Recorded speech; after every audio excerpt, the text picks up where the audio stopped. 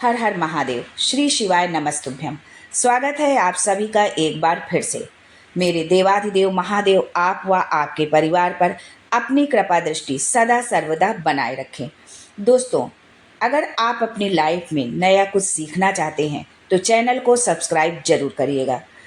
दोस्तों, हिंदू धर्म में शिवलिंग की पूजा का विशेष महत्व होता है और जब सावन का महीना चल रहा हो तो वो भगवान भोलेनाथ की पूजा के लिए बहुत ही खास हो जाता है, क्योंकि सावन का महीना जो है भगवान भोलेनाथ की पूजा अर्चना के लिए, उनको रिझाने के लिए, उनको प्रसन्न करने के लिए ही है। मान्यता है कि सावन के महीने में शिवलिंग पर रोजाना यदि जलाभिषेक किया जाए तो उससे भोलेनाथ अतिशीघ्र प्रसन्न होकर अपनी असीम कृपा अपने भक्तों पर बरसाते हैं, उनके सारे दुख दर्द दूर करते हैं और जो भी आपके मन में कामना होती है उसको शीघ्र पूर्ण करते हैं। वहीं लोक मान्यताओं में शिवलिंग पर चढ़ाया हुआ जल पीने की बात भी कही जाती है। दोस्तों, यह बात सिर्फ लोक मान्यता ही नहीं है, शिव महापुराण में भी वर्णित है कि यदि आप भगवान भोलेनाथ के मंदिर पर जा रहे हैं, उनका जलाभिषेक कर रहे हैं, तो वहाँ से आप जो है जिस लोटे से या जिस पात्र से आपने जल चढ़ाया है उसको आप खाली लेकर के नहाएं। उसमें चाहे आप 2 बूंद ही उनका जो जलाभिषेक आपने किया है वो जल लेकर आए, लेकिन वो जल लेकर आप जरूर आए जो है, क्योंकि भोलेनाथ यदि आप खाली पात्र लेकर के आते हैं तो ये महादेव को बिल्कुल नहीं अच्छा लगता है कि मेरे दर से जो भी मेरा भक्त जाए वो खाली चला जाए, ये उन्हें अच्छा नहीं लगता। इसलिए आप उसमें से जल लेकर जरूर आए और उस जल का क्या करना है ये भी हम आपको आगे के वीडियो में बताएंगे। दोस्तों, शिव महापुराण में अभिषेक का बहुत महत्व बताया गया है। शिवलिंग का जलाभिषेक शिव कृपा प्राप्ति का सर्वाधिक सरल मार्ग है। हमारे गुरुजी पंडित प्रदीप मिश्रा जी भी अपनी कथा में कहते हैं कि 1 लोटा जल सब समस्या का हल।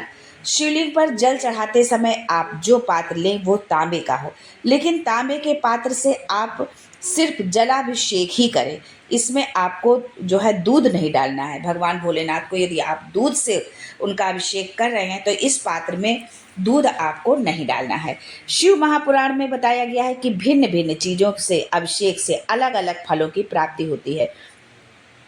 आप शहद से जलाभिषेक करते हैं तो उससे अलग फल की प्राप्ति होती है, दही से करते हैं, दूध से करते हैं, जो है गन्ने के रस से करते हैं। इस तरह बहुत सारी सामग्री बताई गई हैं जिनका फल भी, इससे अगर आप अभिषेक करते हैं तो उसका फल भी अलग अलग प्राप्त होता है।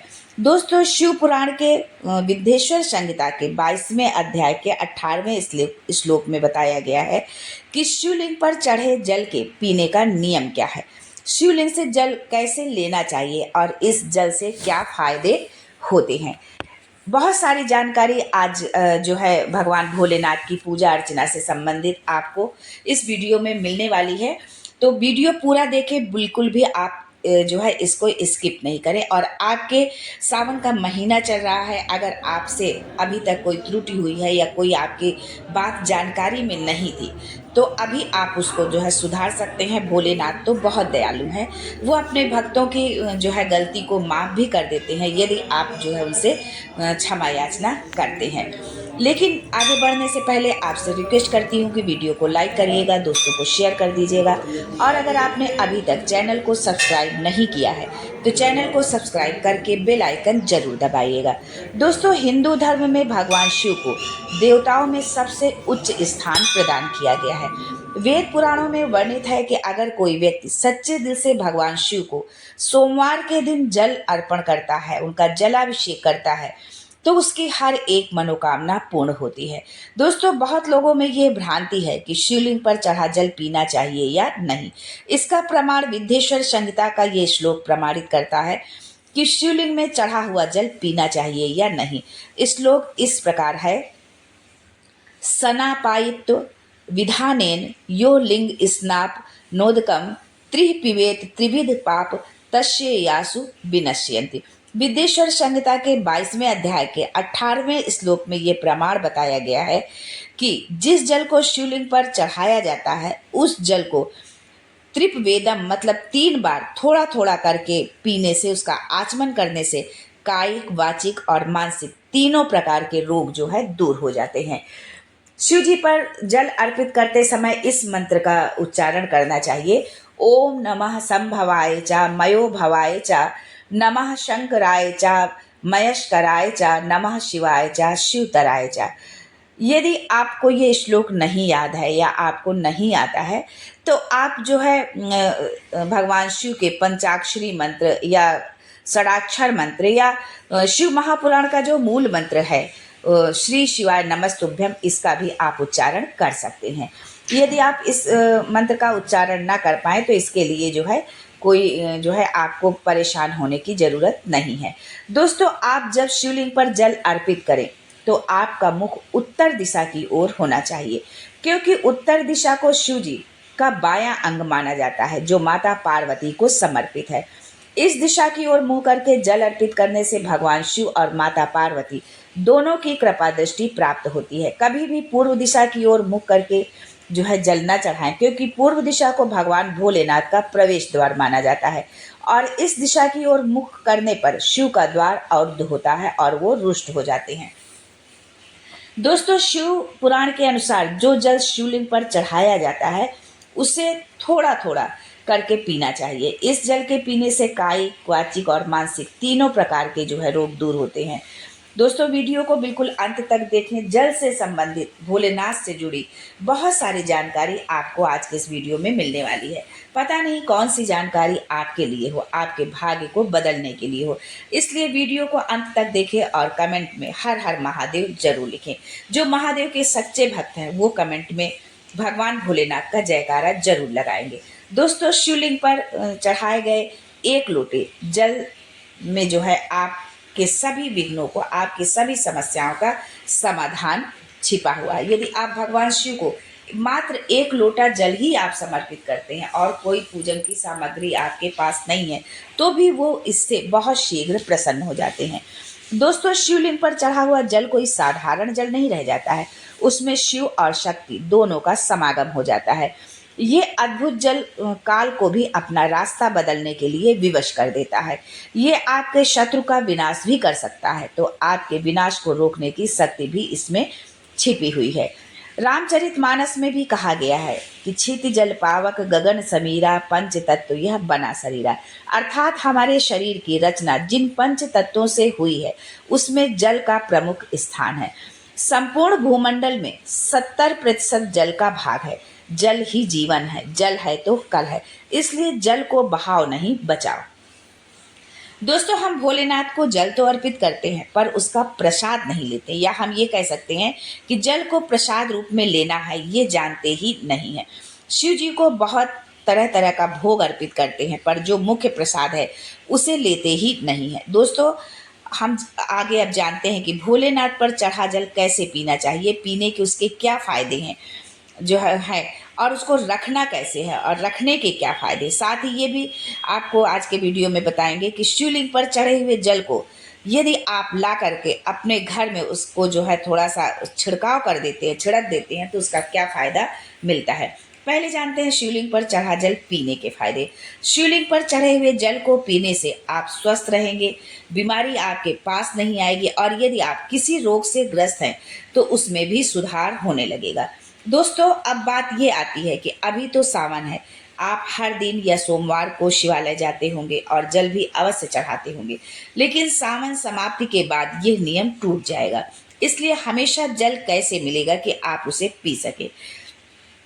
तो सबसे पहली बात है कि यदि आपके पास समय है तो आप सावन माह में तो आप भगवान भोलेनाथ की पूजा अर्चना करते ही हैं, लेकिन सावन के बाद भी यदि आपके घर के पास में कोई शिवालय है तो आप एक लोटा जल भगवान भोलेनाथ को जरूर समर्पित करें। लेकिन यदि मान लो किसी कारणवश आप प्रतिदिन नहीं जा सकते हैं तो आप कैसे इस जल को आप एकत्रित करके रख सकते हैं। इसके लिए आप किसी जो है साफ सुथरी जो है आप उसके लिए जो है आप बोतल ले लें और फिर उसमें जल आप एकत्रित कर लें, फिर थोड़ा थोड़ा करके उसको आप पीते रहें। अब एक बात ये भी है कि जल अधिक दिन तक स्वच्छ नहीं रह पाएगा, इसके लिए आप गंगा जल का प्रयोग करें। मतलब जो यदि आप प्रतिदिन नहीं जा सकते, प्रतिदिन जाकर आप जल लाते हैं तो बहुत अच्छी बात, लेकिन यदि आप प्रतिदिन नहीं जा सकते हैं तो आप इसके लिए गंगा जल का प्रयोग करें कि गंगा जल से शिव जी का अभिषेक करें और उस जल को एकत्रित करके जो है किसी कांच की बोतल पर आप एकत्रित करके रखें, प्लास्टिक की बोतल में ना रखें। शिवलिंग पर चढ़े जल को पीने से आरोग्य की प्राप्ति होगी, आपका भाग्य बलवान होगा, दुर्भाग्य आपसे कोसों दूर होगा। अगर किसी भी प्रकार का ग्रह दोष है जिसके कारण आपके समस्त कार्यों में बाधा आती रहती है, इससे जो है छुटकारा पाने के लिए आप नित्य शिवलिंग पर चढ़ा जल पीजिए। इससे ग्रह पीड़ा से आपको छुटकारा मिलेगा।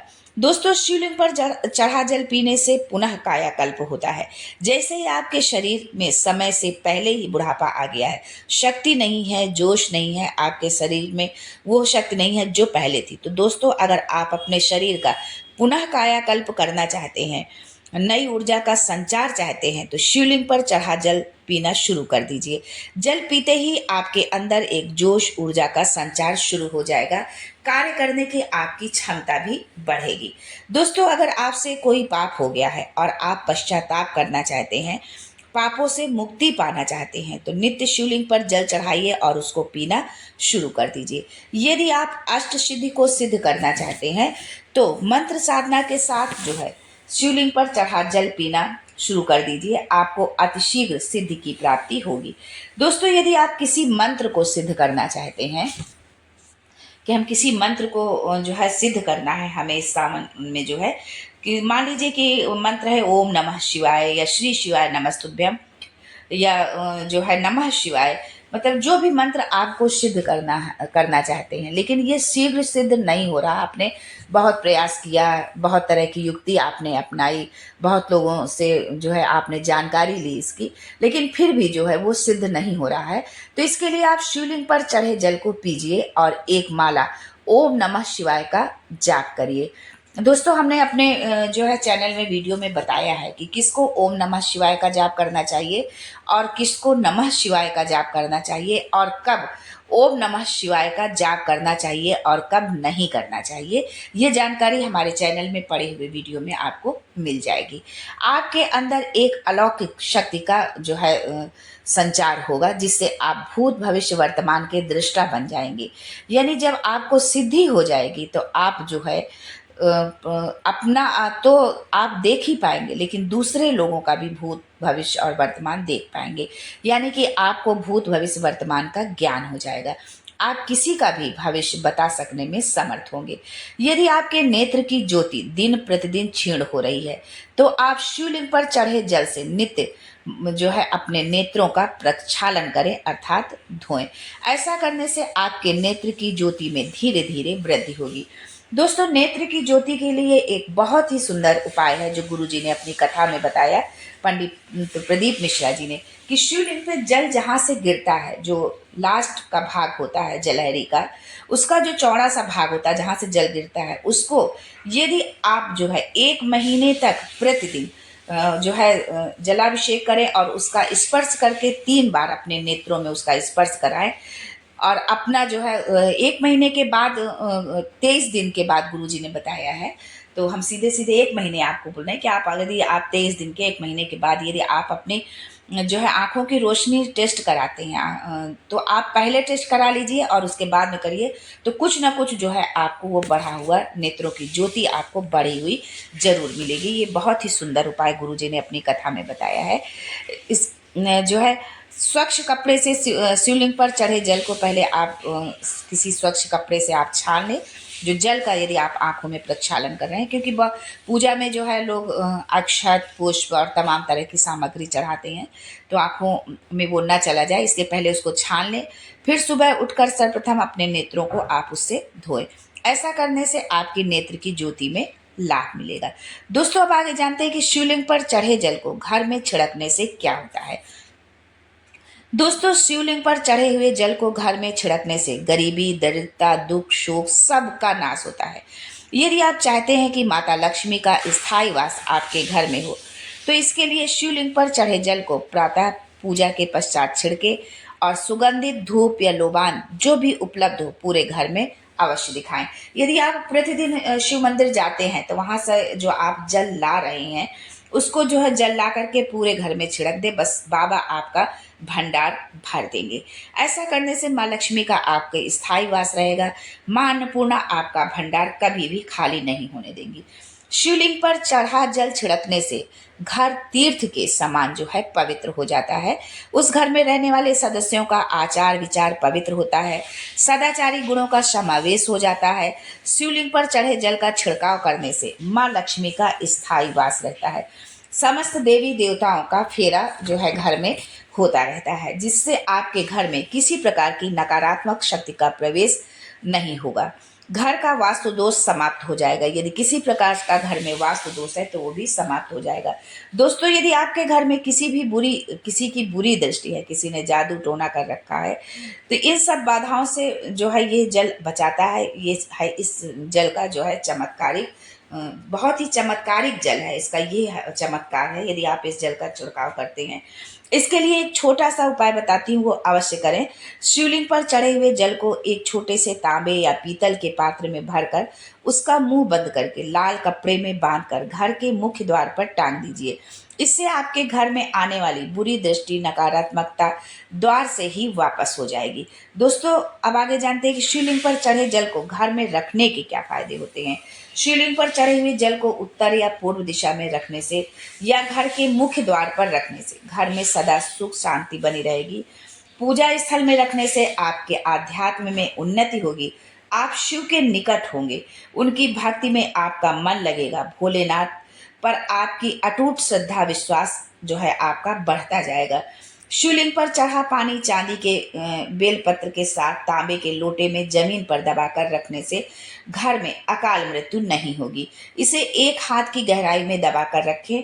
रोगी व्यक्ति को नहाने के पानी में 2 बूंद यदि इस जल को आप शिवलिंग पर जो चढ़ा हुआ जल है इसको यदि आप डालकर उसको स्नान कराते हैं तो उससे आपको बहुत लाभ मिलेगा। दोस्तों, अब सबसे मुख्य बात है कि शिवलिंग पर चढ़ा हुआ पानी हम कैसे इकट्ठा करें। दोस्तों, शिवलिंग की जलाहरी जो होती है उसके नीचे तांबे का पात्र रखकर जल एकत्रित करना है। भगवान भोलेनाथ का प्रसाद समझकर इकट्ठा करना है। ये तो हुआ जल इकट्ठा करने का तरीका। अब हम कुछ और खास नियम के बारे में जानते हैं। इस पानी पर किसी की छाया नहीं पड़ने देना, इसे पूजा स्थल पर ही रखना, नहीं तो इसकी दिव्यता धीरे धीरे समाप्त होती जाएगी। अपवित्र अवस्था में इसे आप स्पर्श न करें, छुए नहीं। घर में किसी सदस्य से मांग कर आप पी सकते हैं। यदि आपने तामसी भोजन, मांस, मदिरा का सेवन किया है तो इसे ना पिए। यदि आपको पीना है तो पहले आपको स्वयं को पवित्र करना पड़ेगा पंचगव्य पीकर। पंचगव्य अर्थात गौ माता से मिलने वाली 5 चीजों से, दूध, दही, घी, गौमूत्र और गोबर। पंचगव्य पीने के बाद ही आप शिवलिंग पर चढ़ा जल आप जो है पिए। दोस्तों, बिना पूजा उपवास के यदि आप शिव कृपा चाहते हैं तो आप बस एक आक का पुष्प जो है भोलेनाथ को चढ़ाने से 1000 गोदान के बराबर फल आपको प्राप्त होता है। एक सफेद कनेर का पुष्प चढ़ाने से 10,000 आक के पुष्प चढ़ाने के बराबर फल प्राप्त होता है। यदि आप सफेद कनेर का पुष्प उपलब्ध नहीं है तो एक बेलपत्र शिवलिंग पर चढ़ा देते हैं तो 10,000 कनेर के पुष्प चढ़ा देने के बराबर फल प्राप्त होता है। दोस्तों, दान तो बहुत लोग करते हैं, अन्नदान, धन दान, गोदान, लेकिन जो है यदि आप जो है आज जिस दान के बारे में हम आपको बता रहे हैं वो दान आपने कर दिया तो आप शिव कृपा के साथ यह लोक और परलोक आपका दोनों सुधर जाएगा। मृत्यु के पश्चात सीधे आप स्वर्ग लोक को जाएंगे। जन्म मरण के बंधन से छुटकारा मिल जाएगा। आपको जो है मोक्ष की प्राप्ति होगी। आज के लिए बस इतना ही। दोस्तों, मिलते हैं अगले वीडियो में एक नई जानकारी के साथ। तब तक के लिए हर हर Mahadev and thanks for watching my video.